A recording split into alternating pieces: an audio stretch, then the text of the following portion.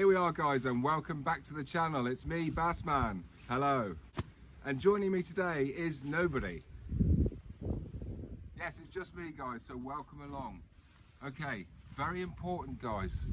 You must listen to what I'm saying. Uncle Bassman is going to give you a big tip. Right, weather. Right, so I'm down for a bass today on a little estuary. I forgot my GoPro, I realised 10 minutes ago on the way back in the car, which means I'm probably going to catch something and it's going to be a disaster. But anyway, I digress. Conditions, guys. Bass fishing is all about conditions. Probably more important than any other fish, I reckon. It's all about conditions with bass. It doesn't matter what the tide's doing, but if the conditions are right, you will catch bass. And if the conditions are wrong, you probably won't.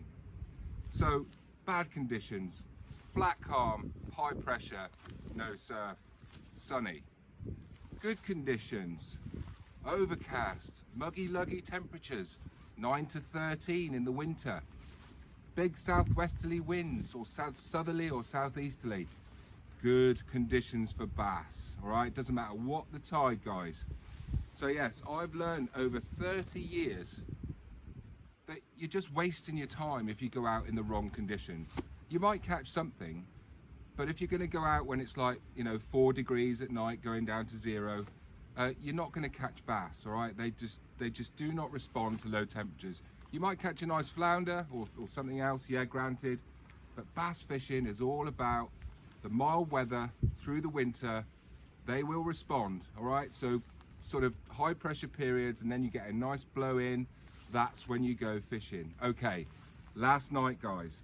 Last night, southeast gale, big gale all day. So it blew all day, all night. It went southerly and then round to the southwest, and now it's gone round to the northwest, which is what it does as it passes through. So just after that storm, guys, last night, this is the best time to come and target the bass. Literally the day after that storm.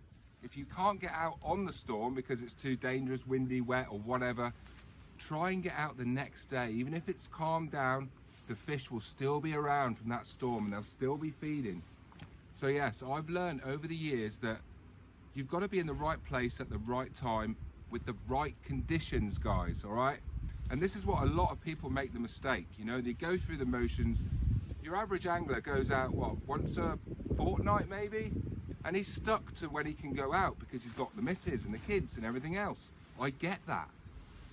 But that's why your non-regular anglers, what I call your sort of fortnightly anglers, that's more the reason why you're not going to do very well, is because you're stuck to that one day of the week, or the Saturday, right? And you get there and the weather's flat calm, sunny or whatever, no wind. You're probably not going to catch, but you're stuck with that. You've got to go because that's your only day.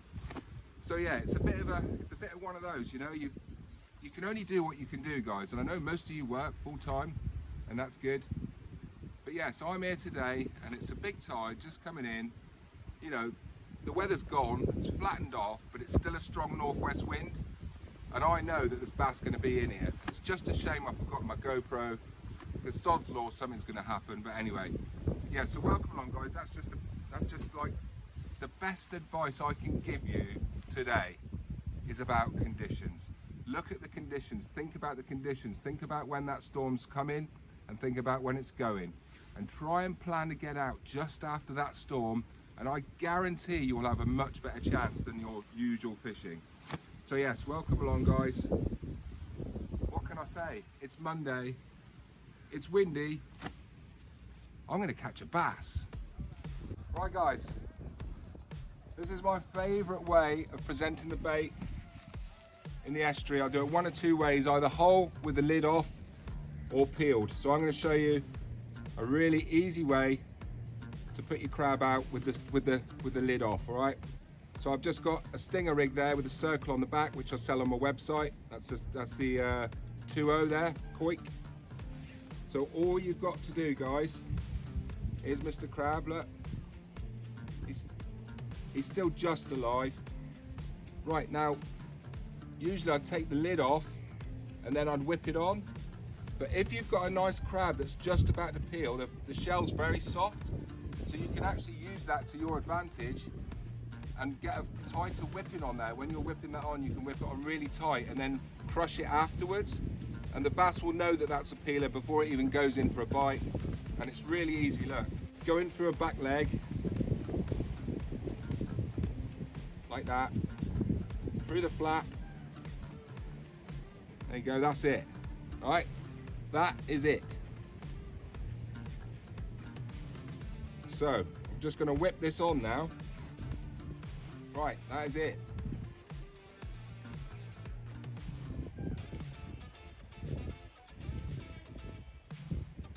Right, then what you've got there is a nice natural looking bait. And all I need to do now, look, is just with my thumb, just press that shell. You can hear it crack in there. So you're just popping the shell, and the rear gunner is a circle hook.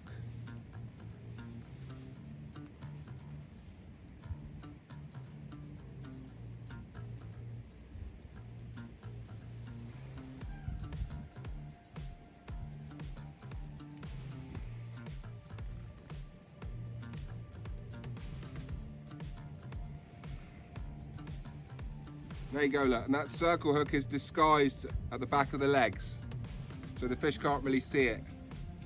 Perfect bait. Right, let's go get them. Right, here we are, rig number 2, the ultimate estuary rig.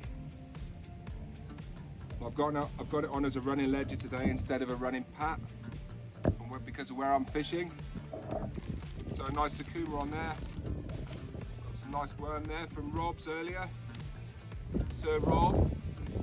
Rob's tackle and bait.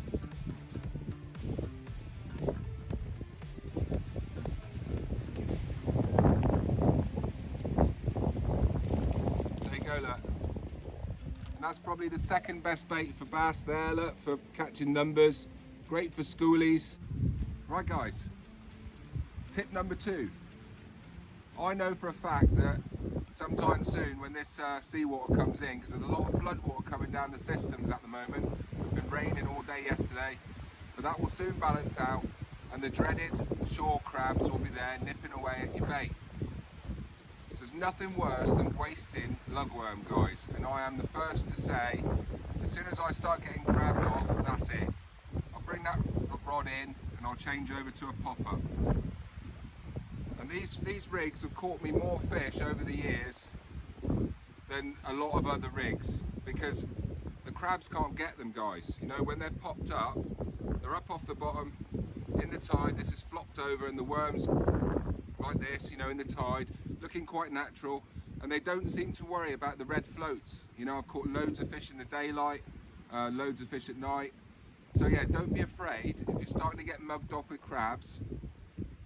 Get a pop-up rig on, guys. You know, it's really easy to make. All you need is the 18mm pop-ups, some stop knots there, you know, the little rig stops, and that is it. But they're really popular on my website. I've been selling them for years. I actually caught my PB bass 11#8 on a pop-up rig. Not this one, but one similar about, I don't know, 6-7 years ago when I was experimenting with them. So 11#8 bass on a single lugworm, guys. Call me lucky, but hey, they really do work. So I'm going to wind that lugworm in a minute, and if it's gone, this is going on. And I can guarantee then that my bait's fishing. I know it's fishing. I don't have to worry about it until that rod slams over. You know, they just can't reach it, the crabs. It does their head in. They must be looking up at it like this.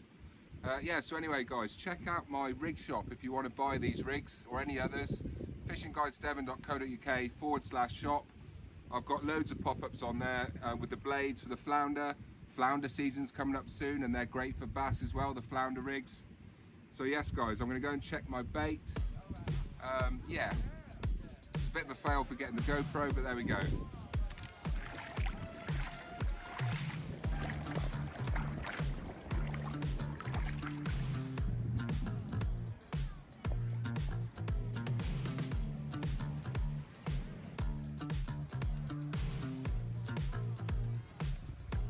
Right, so just been mugged off there twice.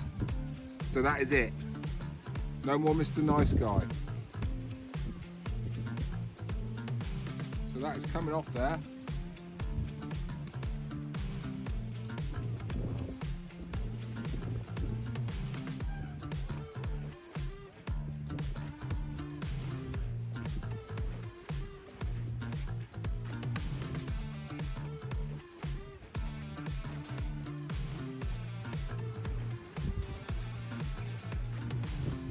we go.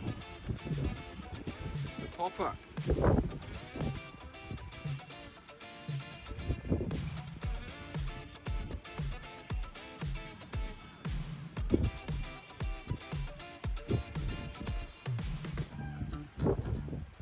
Right, so I'm just going to put a worm on, and I'm going to slide that up and put another one on.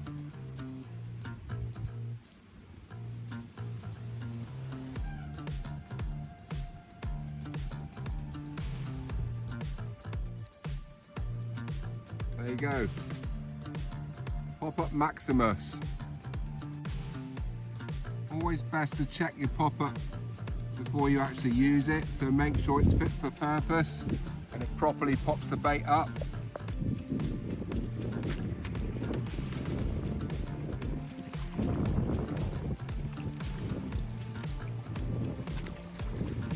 There you go.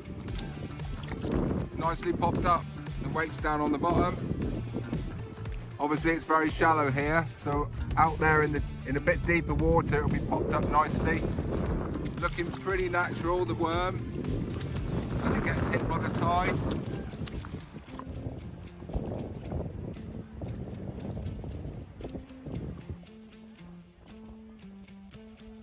Right, here we are guys, so that's been out there for half an hour and it's come back untouched, perfect. Right, so what I'm going to do is I'm going to bulk it up. And this is what I do to save on crabs. So here's another tip for you, another really important money saving tip. Usually I would put this out, and if it comes back a bit nibbled, I'll peel half a crab, like peeled, and I'll put it on the back, what I call piggyback, and just add to that, just bulk it up. So what I've got here is a fully peeled crab, and I'm just gonna literally put that on the top, piggyback style, like that, and it's going to make a bigger bait and a better scent for the bass to find, because I've peeled one on top. And you know, usually after you get a few crab bites or whatever, it sorts itself out. But yeah, really good important tip there. Double up on the crab.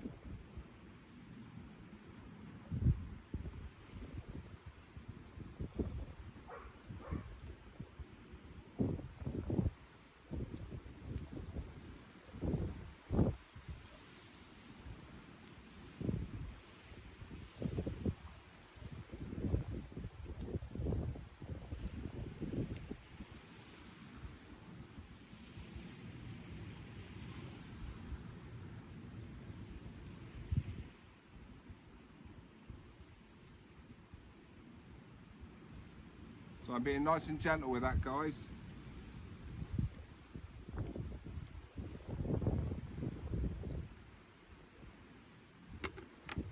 And now you've got a nice big fat bait there, look. A double peeler. No bass can resist. And again, I'm just going to put a claw in there now on the end of that. So that is a beautiful bait right there. Yes, the peeler crab. Well, look, here we are, look. Just had a cracking bite on the pop-up rig, guys. Went right over and slammed over and came back, and oh, there's my 2 lug, now is just 1 skin. So that's working for me, so I'm going to get another worm or 2 on there and get that out. So unlucky.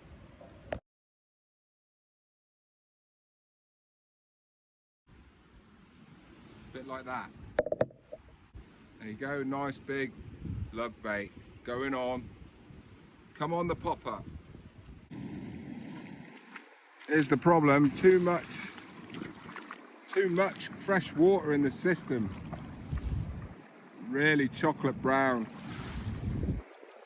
The bass will still be in, it just makes them harder to see the baits. So the pop-up's going to work well in this coloured water.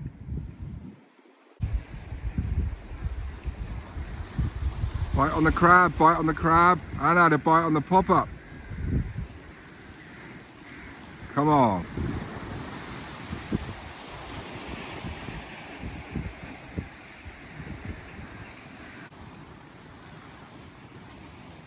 Come on.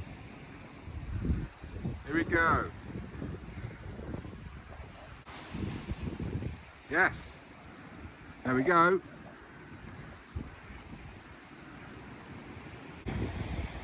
Come on, the pop-up.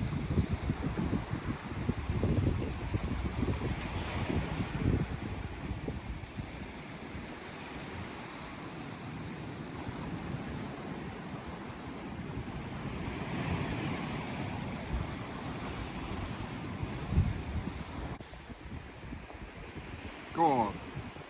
Bite on the right hand rod.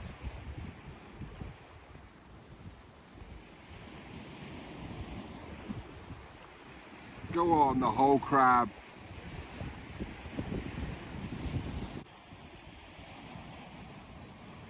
Oh, bite on the left hand rod. Yes, the pop up. Yes, the pop up. Wow.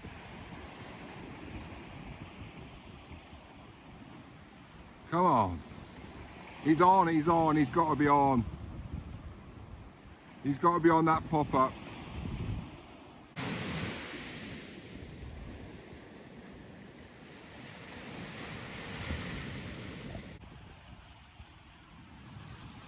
Go on, go on. Go on. Here we are, guys. On the whole crab method with the lid off. It's not a monster. It's a lovely bass.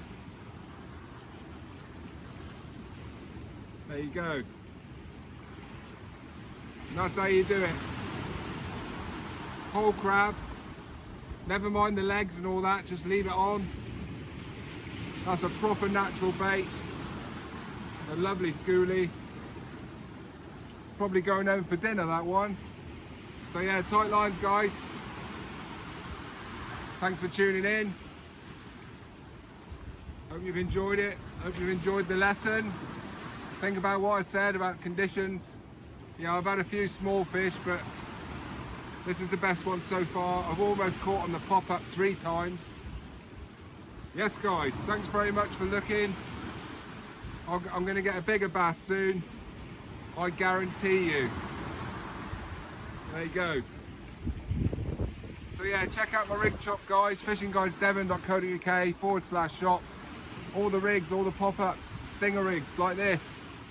Cheers, guys. Tight lines. I'll be back. Yes, the schoolie. So there we go, an absolute lovely bass there for dinner. Nice eating size. I think it was about 46, 47 centimeters, maybe a bit more. But yes, guys, I lost an absolute unit after that. My rod folded and carried on being folded, and so unlucky I got snagged under a tree or something out there. There's a lot of debris at the moment, and I got snagged under there, and that was the end of that. I had to pull for a break, and the line was all curly-whirly on the end. So yes, unlucky bass man. But yeah, this will do nicely, guys. Tight lines.